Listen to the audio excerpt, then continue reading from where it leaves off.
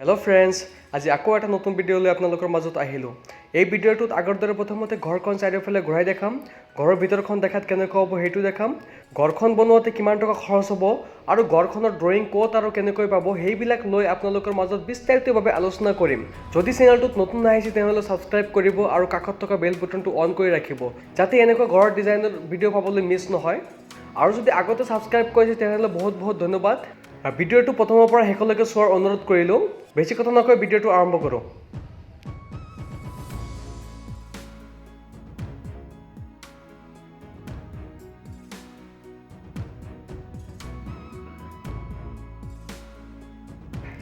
এতিয়া ঘৰখনৰ ভিতৰখন দেখাত কেনেকুৱা হ'ব সেইটো আপোনালোকক দেখাম।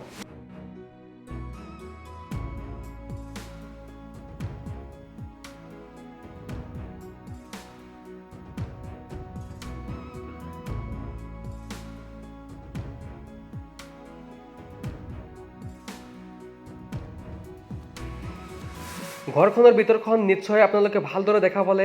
এতিয়া এই ঘৰখনৰ ৰুমৰ চাইজ, দৰ্জা খিৰিকীৰ চাইজ থকা ড্ৰয়িং লৈ আপোনালোকৰ লগত বিস্তাৰিতভাৱে আলোচনা কৰিম, যাতে ড্ৰয়িংখন বুজিবলৈ কোনো অসুবিধা নহয়।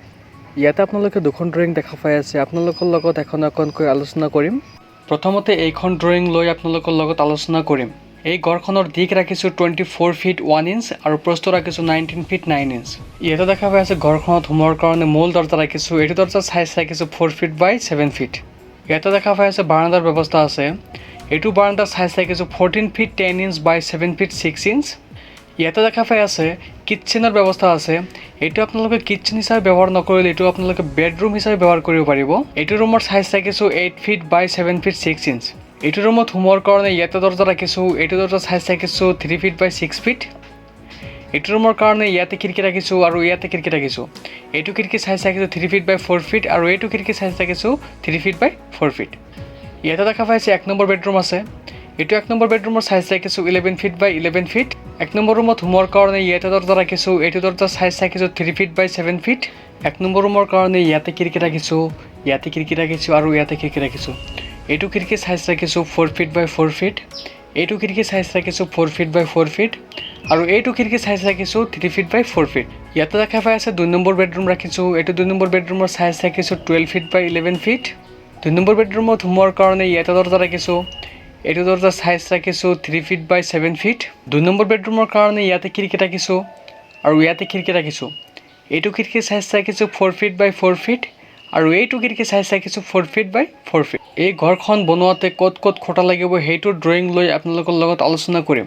এইটো ড্ৰয়িঙত আপোনালোকে য'ত য'ত ৰঙা ৰং দেখা পাই আছে সেই ঠাইবিলাকত আপোনালোকে খুঁটা দিব পাৰিব। এই ঘৰখনৰ ড্ৰয়িং যদি কাৰোবাৰ লাগে তেনেহ'লে ডিছক্ৰিপশ্যনত মোৰ হোৱাটছআপ নম্বৰ দিয়া আছে, মোৰ লগত যোগাযোগ কৰিব পাৰিব। ভিডিঅ'টো যদি ভাল লাগে তেনেহ'লে লাইক কৰিব। এতিয়া ঘৰখন বনোৱাতে কিমান টকা খৰচ হ'ব সেইটো লৈ আপোনালোকৰ লগত আলোচনা কৰিম।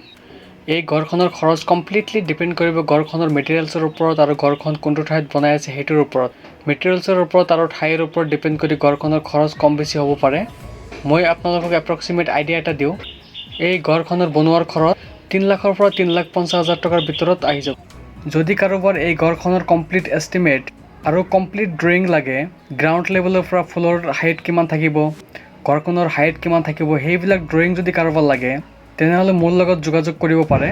যদি ভিডিঅ'টোৰ পৰা অলপ হ'লেও ঘৰ বনোৱাৰ আইডিয়া পাইছে তেনেহ'লে লাইক কৰিব, কমেণ্ট কৰিব, শ্বেয়াৰ কৰিব আৰু এনেকুৱা নতুন নতুন ঘৰ ডিজাইনৰ ভিডিঅ' পাবলৈ মোৰ চেনেলটো ছাবস্ক্ৰাইব কৰি ৰাখিব।